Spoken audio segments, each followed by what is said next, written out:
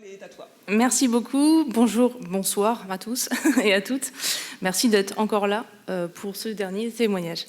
Donc voilà, je m'appelle Liselle, j'ai 40 ans et je remercie l'association évidemment de m'avoir sollicité pour partager mon parcours. Mon parcours, il a duré 28 ans. Et j'ai été diagnostiquée à 33 ans, opérée à 38 d'une polymyoctomie par laparotomie. Et tout ce suivi-là, il était sur Rennes, parce qu'à l'époque, j'étais en Bretagne. D'abord, je vais vous parler de mes symptômes pour que vous compreniez un petit peu l'ensemble du problème. Il a commencé à 10 ans et 9 mois, quand j'ai eu mes premières règles, qui sont assez très vite devenue très douloureuse, ça m'a impacté au collège, au lycée, etc. Et soulagée uniquement par du flurbiprophène, du paracétamol caféiné, avec des flux relativement importants. Mais quand j'ai entendu les témoignages aujourd'hui, je me dis que finalement c'était pas tant que ça, qui était à peu près de 7 à 8 jours. Donc, quand j'étais ado, on a fait une échographie du coup, pour rechercher des kystes ovariens. Ils n'ont rien trouvé, évidemment. Et donc, j'ai été mise sous pilule, ce qui a régulé un petit peu tout ça. Douleur, etc. Voilà. Et puis, finalement, ça s'est remanifesté un peu plus tard, après la trentaine, où il y a eu des irrégularités, des douleurs qui revenaient de nouveau. Donc là, nouvelle échographie à 33 ans. Et là, ça a été le diagnostic des fibromes, dans le sens où, en fait, à la base, l'échographie a été programmée pour rechercher des traces d'endométriose. Et en fait, ils ont trouvé un utérus rétroversé et quelques myomes qui étaient encore assez petits, 1 à 2 cm maximum. En parallèle, mes résultats de prise de sang étaient tout à fait normaux, donc aucun problème de ce côté-là, d'après eux. Parallèlement à tout ça, en fait, au début de la vingtaine, j'ai commencé à avoir une douleur persistante dans l'aine, du côté gauche, et dans les lombaires. Ces douleurs, en fait, elles se sont intensifiées à la trentaine avec une véritable gêne lors des stations statiques. Et donc, forcément, ça m'a beaucoup impacté. Je vous en parlerai après. Suite à ça, ils ont programmé un IRM du dos et du bassin. Donc là, j'avais 36 ans et là, ils ont trouvé que tout ce qui était osseux, etc., il n'y avait aucun problème, mais qu'il y avait un utérus qui était volumineux avec de nombreux fibromes, dont 3 principaux, 2 interstitiels à droite et à gauche et 1 saucéreux à gauche, qui faisait à ce moment-là à peu près 3 à 4 cm. Les années passant, cet effet compressif, il est devenu insupportable. Donc à 37 ans, j'étais vraiment impactée dans mes déplacements à cause des douleurs, des faiblesses dans les jambes, etc.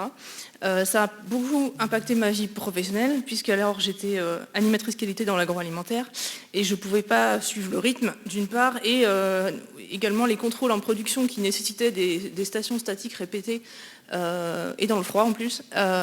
Et donc rester debout des heures, c'était compliqué. Je me mettais à danser sur place, ce qui faisait rire mes collègues, et un peu moins moi-même.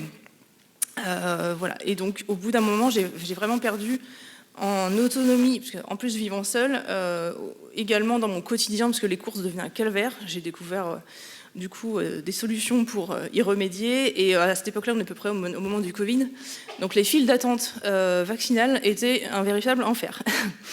Les années passant, au final, finalement, quelques mois après, la fatigue, elle s'est vraiment installée.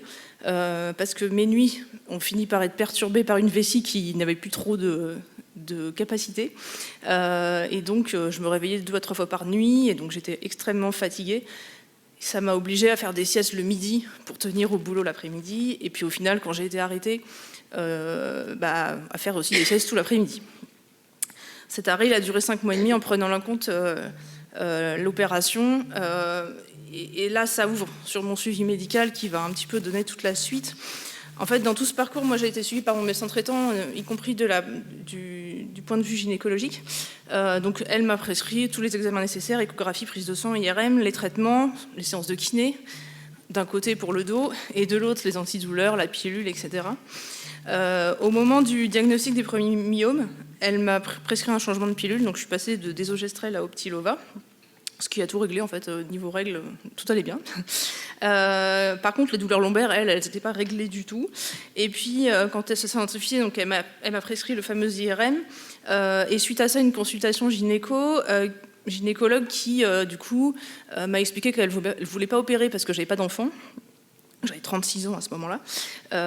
Et puis que pour elle, c'était pas, enfin, les fibromes n'étaient pas la cause de mes douleurs lombaires. Donc je suis repartie avec ça. Le médecin derrière m'a represcrit une consultation chez un neurologue, chez un rhumatologue, mais ça n'a rien donné parce que pour eux, de leur côté, tout était normal.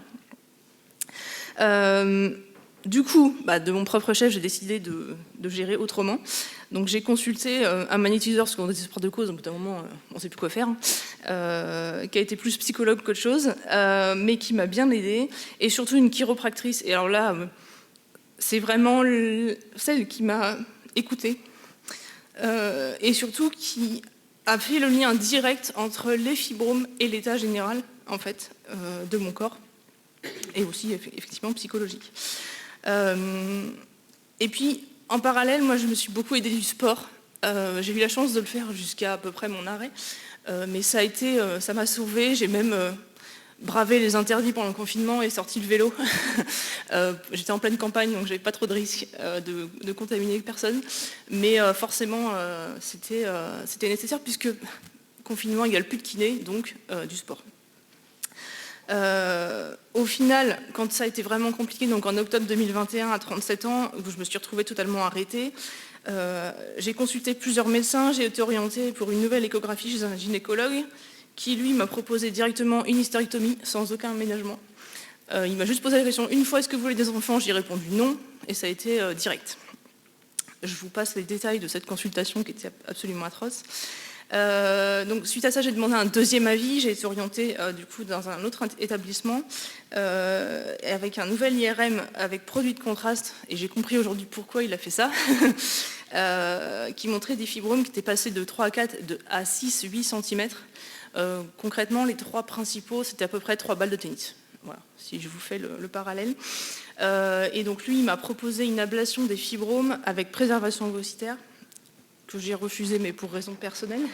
Et j'ai été opérée, alors initialement je devais être opérée le 8 mars 2022, date symbolique, et finalement ça a été reporté, et donc j'ai été opérée le 23 mars, veille de mon anniversaire. L'opération s'est très bien passée, sans complications, et le chirurgien m'a indiqué avoir retiré tous les fibromes possibles en préservant au mieux la fonction de l'utérus, soit 600 grammes au total, et derrière par contre, il m'a prescrit aucun suivi gynéco. En tout et pour tout, si je vous résume tout ça, j'ai consulté 4 médecins traitants, 4 gynécos, un neurologue, un rhumatologue, une chiropractrice, un ostéopathe et 2 kinés dans tout ce parcours. Forcément, les fibromes, ils ont eu un impact, comme vous l'avez compris, sur ma vie perso et pro. Moi, je vais mettre l'accent là-dessus parce que forcément, par rapport à tout le corps médical que j'ai rencontré, plus mon environnement professionnel, dans tout ça, j'ai pas eu de suivi psychologique, je l'ai fait moi-même. J'ai dû consulter une psychologue par moi-même. Et en fait, l'année avant l'opération, j'étais vraiment coincée entre le médecin qui ne voyait pas de raison de m'arrêter et mon employeur qui disait si tu es là, tu fais tout ce qu'il y a à faire. Donc quand il fallait se lever à 3 h du matin pour aller faire les contrôles en prod, c'était un peu compliqué.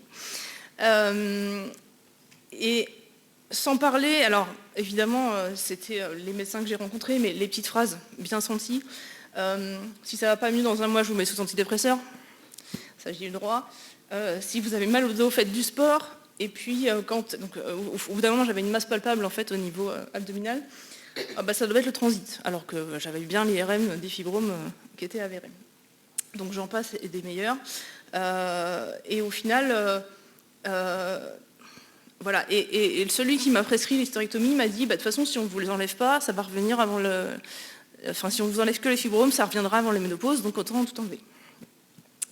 Le fait de devoir aussi chercher par moi-même les praticiens, parce qu'en fait on m'a orienté nulle part, des solutions pour être soulagée, ça a été difficile, je me suis sentie clairement seule et livrée à moi-même.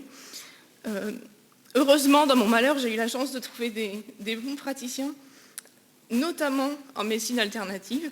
Et côté médecine traditionnelle, j'ai eu aussi des grands moments de solitude et quelques-uns où je me suis sentie comprise, mais assez rares. Dans l'ensemble du parcours, c'était vraiment trop peu. Et de manière générale, par rapport aux praticiens que j'ai rencontrés, j'ai senti une certaine méconnaissance de l'impact des fibromes sur l'ensemble du corps et de la part des praticiens que j'ai rencontrés. Donc voilà. Et après, on en est où ? On est 2 ans après, on est là aujourd'hui. Aujourd'hui, j'ai des cycles réguliers au niveau gynéco, sans douleur, sans pilule. La preuve, je suis à J+2 de mon cycle aujourd'hui et tout va bien, j'ai même pas de traitement, donc tout va bien. Suite à tout ce parcours, donc moi j'ai opéré un changement de vie, parce que 5 mois et demi d'arrêt, ça fait réfléchir aussi, avec une reconversion professionnelle dans une autre région, et j'ai trouvé mon salut aussi dans l'écriture. Alors mon poème n'est pas affiché aujourd'hui, mais il est partagé sur le site de l'association pour raconter mon parcours. Aujourd'hui, moi il me reste des questions pour moi-même déjà. Quel suivi après l'opération? Quelles préconisations de contraception et quelles préconisations d'hygiène de vie au général? J'ai changé de région, donc je change de médecin et j'ai rendez-vous avec une gynéco en juillet. Je vais lui faire la liste de toutes mes questions. Et surtout pour toutes les femmes et notamment les prochaines générations, comment prévenir, accompagner les femmes pour leur donner les meilleures chances. Et dans mon cas personnel, donc là je parle pour ma nièce qui a 7 ans aujourd'hui, avec des règles précoces et des cas de fibrome sur les femmes de toute ma famille, sur plusieurs générations du côté maternel, est-ce que ça n'aurait pas pu alerter avant? Et j'espère que ce sera le cas pour elle si jamais elle est concernée. Donc aujourd'hui, par mon témoignage, j'espère vous avoir éclairé sur les symptômes compressifs, dont on n'a pas beaucoup entendu parler sur les précédents témoignages, des fibromes, et je formule le souhait qu'un maximum de professionnels de santé en aient connaissance pour accompagner les femmes atteintes de fibromes dans leur parcours de soins. Merci beaucoup.